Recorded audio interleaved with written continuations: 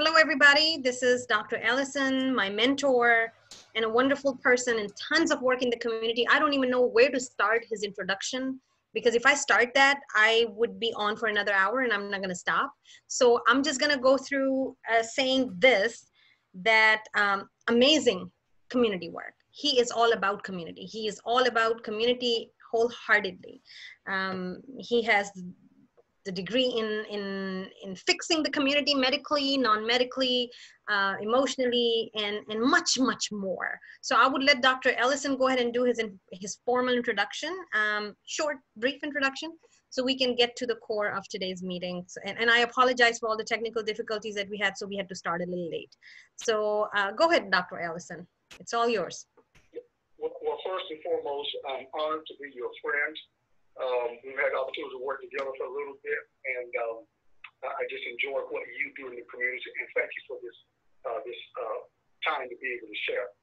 Again, as Uzma has just said, I'm Dr. Calvin Ellison, working with Ellison's Consulting Services, to where our aim is to build men, family, and community. Realizing when we build the man is able to empower his world, his family, and the family, as the families are built, we're going to have stronger communities because we all fit inside of the system. And I'm just glad to be with you all today and share my spiel on how we can be more empowered from the community, from the family, from the man level.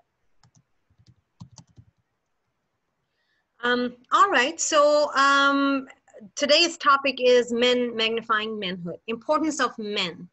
Men, their importance as a part in the family, different angles from the family level, on the family level, and then of course their part in the community.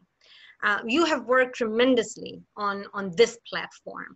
So go ahead and and let's not forget that a little bit of dysfunction or a little bit of challenge as it is right now that we're dealing with COVID, how important men's place is as a family member, as a head of household, as a father, son, husband, in every relationship on that level, and then building the healthy community and the role that they play. And then when challenges like this happen, then how do we handle that in order to keep the communities healthy, coming from the perspective that how important the place of a man is. And let me not discard that, that women's place in the community and in family is not important, and Dr. Ellison has worked on that too, but today's topic is on men, about men. So we're just going to focus that and touch base a little bit on women's participation in family and community. So go ahead and magnify that and explain it to us from all the work that you have done so far. Well, we have a movement going on entitled Men Magnifying Manhood. Basically to empower the man in the area of identity, purpose, roles and responsibilities, and how to be a more productive individual. I believe that being precedes doing. So if you help me to identify who I am as a person, what my role is. See, I played football years ago, and I love football. My favorite team, and I don't mean to offend anybody, is yet the Dallas Cowboys. And I know that doesn't fit well with me being here in Georgia, but I've got to be true to my feelings and to my commitment to the team that I love. But life is a team sport. And it's when I played football, I came to understand that every player has a role. The quarterback has a role, the running backs have a role, every member on the team has a role. Men have a role, a very important role, as well as the women in our society. My concern is that men are empowered to be able to fulfill that role. I read something some time ago that said this: if the boy didn't learn, the man won't know. So if the boy doesn't have a model to follow, somebody to glean from, then the boy is not going to know. If the boy is not going to learn, then later on the man is not going to know. So I find that there is it's an important thing for us to help males identify who they are. And I got to tell this brief story to bring that point out. There was a lion cub that was caught. I read this story some years ago. A lion cub that was caught. All right. So he was raised around all the farm animals, the chickens, the ducks, the pigs, the cows, because this cub didn't know he was a lion in the making. Well, the farmer began to take all the farm animals along with the cub out to the river to drink water. And this happened on many occasions. When they would get to the river, all of a sudden, they would hear this noise coming from the other side. And it terrified all the farm animals and the cub. All of them ran back to the barnyard of safety for that particular day. And they were brought back out day after day after day. And they kept hearing this noise from the other side of the river. Well, one day they go out there and the cub is hearing this noise and he's looking in the river and looking up and see this beast on the other side that had a resemblance like him. He was like, wait a minute, this beast looks like me, but yet I'm terrified by this beast. And what happened, the moral of the story was, the lion cub began to see himself in that beast that was on the other side. And you can imagine the rest of the story. The cub eventually went across the river, left the animals that were there in the barnyard, and joined up with who he was. He identified in that beast that, wait a minute, I'm like that beast. And of course, he began to find out I'm a lion. Well, we got a lot of men who haven't seen the beast, and they need to see the beast. And this is why we put together the Men Magnifying Manhood, so that males could have men to identify with, to be empowered, to be encouraged, to get a sense of identity, to get a sense of purpose. What do I do with my manhood? How do I protect my family with my manhood? How do I help protect society with my manhood? How do I help empower my family and society with my manhood? So we're on a journey, we're on a mission to help men be empowered in those four areas: identity, because again, I believe that being precedes doing. You help me to understand who I am. When I played football, Benjamin, the coach helped me understand you're not a lineman. You're not big enough. You're not tall enough to be a lineman blocking for somebody else. But it seems like you've got pretty good speed. Maybe you'll work good in the running back role or the quarterback's role, some role like that because of your speed and your size. Well, all men need a coach, a mentor that we call oftentimes, depending on the situation, a father in their lives to help identify, I think, son, you're good in this area. Or, of course, the fathers are very critical to daughters as well. But we're focusing on the man side today. So when you find in households where 50, 60, 70% of households don't have that male in the house, then who is the young man to follow if there's not an uncle or a granddad or somebody in his life? So we're creating something to help be a subsidy for the family, if you would, particularly in cases where young men don't have that role model. Because I know it from firsthand experience. I wasn't raised with my father. So I struggled a number of years trying to identify, I know I'm a male. What am I supposed to do? What does manhood really look like? What is responsible manhood?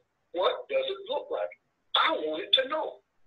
Well, I come to realize there are thousands of Calvin Ellisons that are out there that are coming up in homes where, because of situations and circumstances, we're not being raised in the ideal family. And that's not a give all that everything is going to be perfect with that male, but the chances are a whole lot better if that male figure is there in the house. And I love statistics. So let me just give you a few as to why it is important that a young man have a role model in his life, preferably his father. And why we must empower men in the areas of identity, because again, if I don't know who I am, I can't help my son. I have two sons. I can't help them understand who they are. You can't give away what you don't have, or you can only give away what you do have. So it's critically important that there be a role model, and I like to say that one of the roles of the man in the home and it carries over into the community. Well, 3 roles. Let me just get these roles off my chest just a moment. First of all, we have the role to be a father. If I brought that child in the world, I have a responsibility to father that child, to be the source. The word father basically means the source, to father that child. I've learned this over the years. Now, you all don't close me down because I'm going to say this. Women don't have babies. Women don't have babies. How so? How so? How so? I know you're going to ask that. Women incubate babies. Men have babies. Men have the seed of the child in them. And the child or that seed, that sperm is given to the woman. So the woman incubates what the man has. All right? So as a father or the source of that child's existence, it is extremely important that men stay connected to their children and to their family because they're the source. We're designed to supply, to empower, to nurture. Nurture is not something that just belongs to the female. I nurture my children by the way I love them, by the way I care for them. I do to them what I tell people to do to the body all the time. You got to give your body good stuff. You got to give it stuff that's going to nurture the cells. If you give it a lot of foods that look like food but are not real foods, and you're really not nurturing the body. We've got to nurture. Men have a responsibility to nurture. So we need to be fathers. We need to be the family's counselor. And it's not saying that the women don't either, because, hey, I can't even begin to talk about the great role that women play in our world. I did a series entitled The Greatness, the Image, and the Value of Women to Our Society. So I'm by no means lessening the women, because if it wasn't for you all, I don't know where we would be. Well, we wouldn't even be, But men, we have to be fathers. We have to be the family. We need to be the family counselor. We need to be the family coach. We need to be the family mentor, particularly as it pertains to the children. So it's extremely important. So here are some consequences that some stats that I got some time ago of what happens when the father is oftentimes not in the home.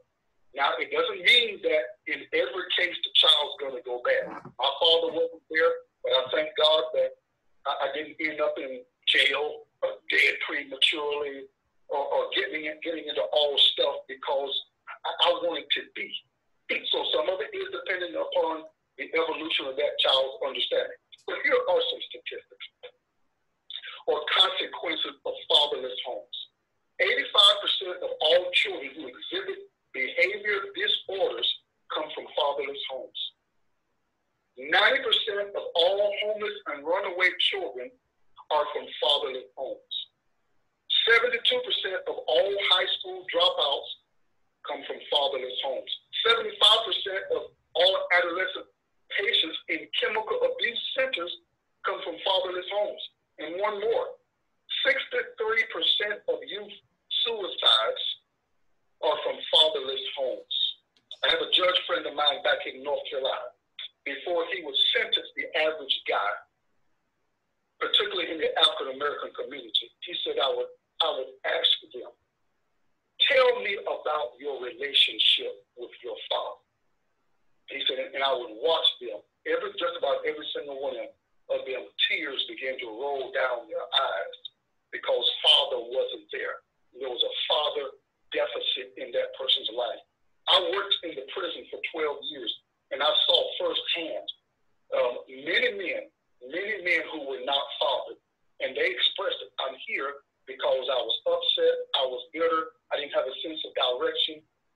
And they said when the banana was peeled, I missed my daddy. I needed my daddy. I needed my father. So I saw firsthand what my judge friend was telling me. So just a little bit to stir our thoughts on the critical importance. And there are other statistics that are out there that led me to this conclusion that a lot of our social problems are coming up out of fatherlessness. There's a book entitled Fatherless America that was, as a matter of fact, my judge friend gave it to me about 20 years ago, Fatherless America. environment, and we're going to talk a little bit about our critical role as men as well in the community. We need to be on the scene as protectors. We need to be on the scene as providers. We need to be on the scene because if there's anything that has bothered me in my few years on this planet is seeing that it took two to bring the child into the world, but many women carry the load of the responsibility of raising the children, and it's just not right. It's just not fair. If it took two to bring the child in, it should be the two that should be there unless there are extenuating circumstances to help raise that child. So the child needs daddy as well as mom. So Dr. Ellison, I have a question at this point. So you said, you told us about the statistics that's there and you kept mentioning as fatherless homes, and these are real statistics, the numbers that you gave us. And like you said, there's certain incidents where you're helpless, fatherless home is there. It's not by choice, but it happens. How do you mentor those kids? What solutions do you bring to them? How do you guide those? Because some homes, some families, some communities, and we see certain portion of those communities is in such a way that that is by choice or due to certain circumstances, but some are totally uncontrollable circumstances. Now, how do you guide that youth? What do you tell those kids? How do you mentor them? What solutions do you present to them? Well, when we're dealing with a situation like that, I think just a wise step is to assess the situation first, because everybody's evolution is different. So I need to get to know that child's or that individual's evolution, because if I'm not knowledgeable about it, then I'm not going to be really sensitive and understanding. So we have to take every case as a uniquely individual case. What ticked me may have not ticked somebody else the same way. So we have to start with getting to know and seeking to understand so we can wisely be able to help that individual. Because if you go in with the cookie cutter mentality, well, if everybody's the same way that came from whatever type of situation, that's not fair. Because I may have dealt with my situation differently than somebody else. So we've got to go in and learn about that individual and be very sensitive about it, and seek to understand that person's world, where they are particularly emotionally. Because we make most of our decisions from our emotions versus our intellectual capacity. So that's the thing that we talk about and we push all the time. Get to know where that person is. Don't assume anything. Hear that person out. Get to, as the younger generation, get to feel that individual. Get a good understanding of where they have come from so that you can properly administer your love and your care to help that person evolve. So, Dr. Ellison, when you started this movement, tell us about what you saw initially, and then what building blocks did you place, and how are communities reacting to that? What kind of response are you getting? Tell us about your experience with this. Well, it goes way back, Uzma, before I came to Georgia. When I was in North Carolina, I was pastoring the church, and I turned my men's program into an outreach program for the community. And we connected with the criminal justice system. We connected with community colleges and universities, health department. We had judges, mayors, department leaders, you name it, come to our men's academy. All right, we called it the East Coast Restorative Academy for Men, where we would meet anywhere from 8 to 10 weeks. And we would have these empowerment sessions. We would have guest presenters that would come in, judges, attorneys. As a matter of fact, one of my judge friends said, "You know what?" He said, I need to send my sons to your program, so you can help them with their course in life." And we would have graduations to celebrate the fact that these guys had gone through this academy. So when I transitioned from North Carolina to Georgia, aware of the fact that men issues values they're all over the place.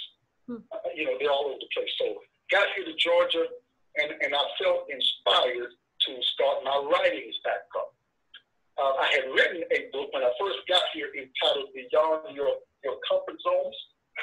And this book came about as a result of Calvin Ellison having to get out of his comfort zone because I was comfortable with North Carolina and what I was doing, but something began to happen on the inside of me where I'm like, this is not it. This is not where I believe I'm going to max out.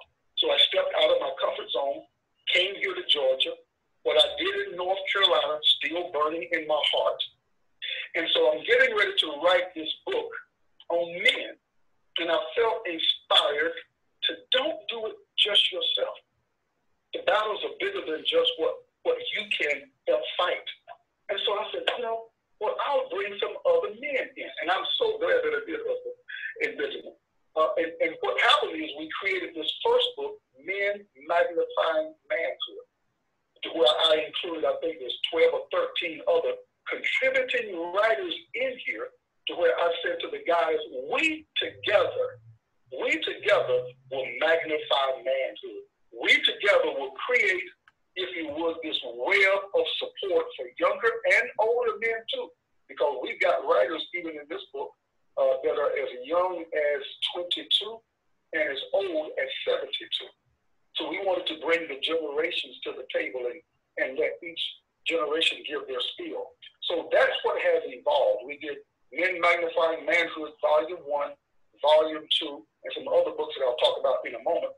But the heartbeat was to create what I call a web of support, or a network of support, in hopes of catching as many fish as we can, or men, in this net before they would drop off into the depths of the ocean and be eaten up by the sharks of life. Because you and I know the sharks of life that would seek to eat up manhood and womanhood too, they are out there. So we wanted to create a web, a network, a support entity to where the man could have his, and here's what we say on Tuesday night, to where the man could feel okay to talk like what he does at the barbershop. So, because men will talk at the barbershop, just like ladies talk at the salon. Yes. So we wanted to create this barbershop time. So on Tuesday nights, we have our Men Magnifying Manhood Empowerment Call. And any man is welcome to get on the call. It's usually only about 45 minutes. And we'll have a guest presenter, and he'll come on and share and empower the guys. And then after that, we get into our barbershop talk session, where we have Q&A, and we have just men sharing their thoughts about what was shared, or any particular other topic area, particularly that relates to what the guest presenter shared. And oh my God, there's been so many men that we've had on from various professions, from various ages. The youngest age that we've had on is 14. Oh, wow. 14. 14 years of age. And he touched us so much to where I made sure that this young man would have the opportunity to write some of his short story in Volume 2 of Men Magnifying Manhood. So the youngest writer we have in our Men Magnifying Manhood movement is a 14-year-old. You can only imagine what that did to his sense of esteem, confidence, to know that he's in a book. That he can look on, people can look on a book and see his name on that book. So that's what we've done so far. That's beautiful. So Dr. Ellison, as you know, you are on NPU-J platform right now. So if all communities need these kind of energetic engines to be running in order to build the community slowly. And if I ask you, what can you do for NPU-J? What tools would you need from us in order to build this sector and make it a healthy community from inside out from Men Magnifying Manhood? How would you what would you need in order to help us out in this sense, in our community, in our sector, to come and touch lives and again, have that network so we don't lose any of the fish to go into the deep waters?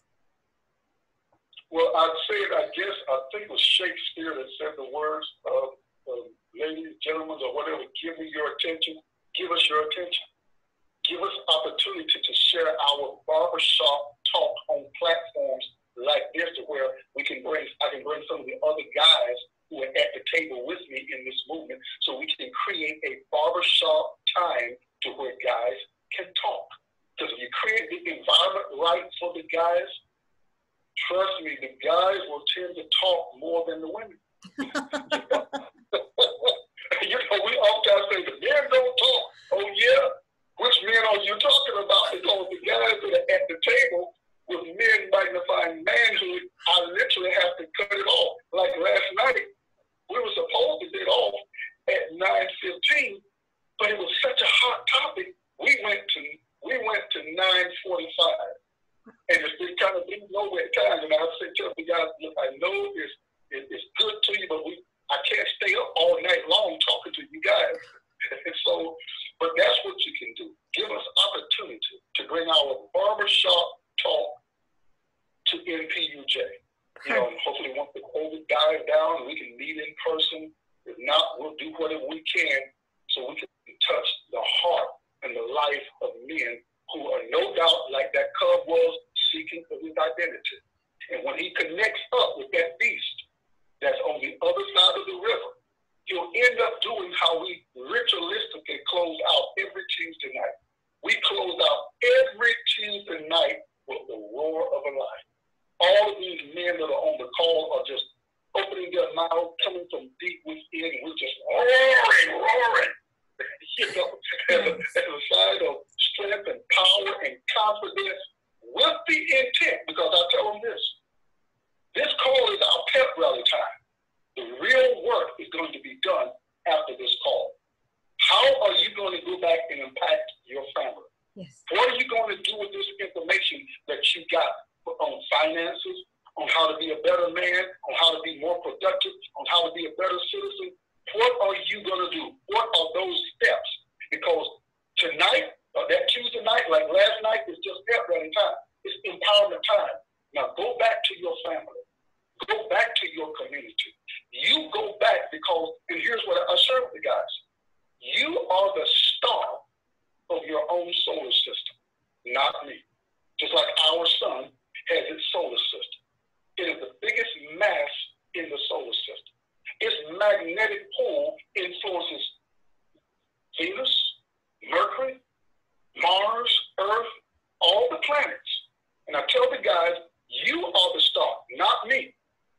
Not anybody else that you might look up to. You are the star in your own solar system. And you have people orbiting around your influence, just like the sun has the planets orbiting around it. So this call, the call of that Tuesday night empowerment call, or the forums that we have too, because we do have forums to where we bring the salon to the table as well. So we have a barbershop salon talk time. We've done 3 of them so far. The last one we did was on mental health. Nice. So we had 3 women and 3 men addressing mental health. So I tell the guys, the call, the empowerment call is all about us being empowered so that we can shine brighter as a sun, as an influencer, and so that we can shine further and reach people at the farthest end of our spheres of influence. That's beautiful. And I would definitely have many dialogue exchange with you after this and try to see how we can definitely invite you into our sector and moving forward to touch different topics and help us build the community, because by the end of the day, that's what the whole point is here. At the very end now, my last question is, what would you suggest, Dr. Ellison, for men and women and members of the community in these trial times of COVID to stay strong, or how to keep the communities tight, strong, and still stay positive, even though there's a fear of unknown among us? So please go ahead and give us the word of wisdom. Yeah, the first thing I would say is seek to stay connected, to communicate. I know we've got the social distancing, yeah, and rightfully so because of the pandemic, but we've got to stay connected. We've got to talk. We must constantly stay connected, talk, and seek to build good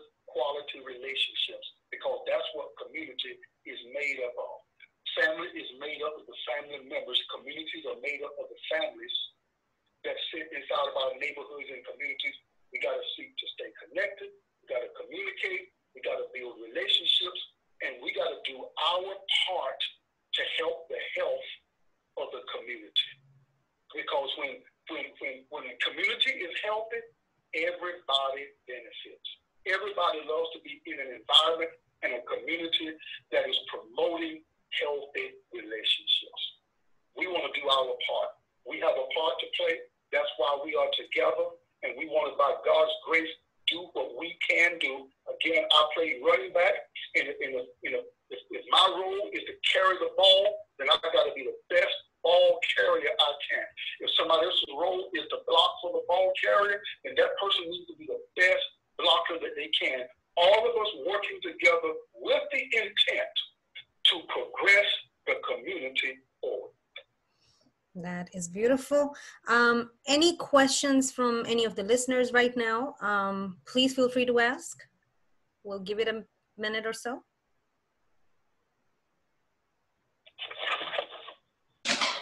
I did have one question. I wanted to know what age do you start and what age do you stop for your mentoring program? Wow, that's a great question. Well, let me go to the stopping end. We don't stop at any age, but we do go after the young men as early as 10 years of age. Now, Thank you. We will accommodate at wherever there's a need at, but we typically try to go at least from 10 and onwards. Great question. Thank you. Thank you. Okay. Well, thank you, Dr. Ellison. I have a feel you will be coming again and again and again in action with NPU-J for sure. And I look forward to spread your voice and your work to all the other neighboring NPUs and overall the 25 moving forward. So thank you so much for your time, your wisdom, all the input and all the connections that we had so far for years and years. And I value them, I treasure them a lot. And thank you so much for being here. Again, this is streaming live right now. Anyone and everyone having access to that that could not attend it today. If you don't mind, Dr. Ellison, would like to go ahead and place your contact information for those who would be hearing this later or those that are not present right now, so they can reach you directly if you don't mind. Sure. Yeah, I can be reached through my website, of course, at www.dr, spelled all the way out, Calvin, C-A-L-V-I-N, Ellison, E-L-L-I-S-O-N.com. So drcalvinellison.com. Also on our men's website, you can contact me there at Manhood.com, or you can email me at dr.ellison@gmail. So once again, that is dr.calellison@gmail.com. Perfect. Please. My pleasure to serve. Yes. Please go ahead and. Thank you for being a champion to the community yourself. Oh, thank you. I'm trying. I'm very humbled. Please email me this as well or text me so I can forward it to Ben, and he will go ahead and post it up on our website and on our social media, so that way people can reach you directly as well. But I look forward to have you on NPU-J platform again. We look forward to serving. Thank you so much, Dr. Ellison. Thank you. Thank you, everybody. All right. Have a good night. Good night, guys. Good night.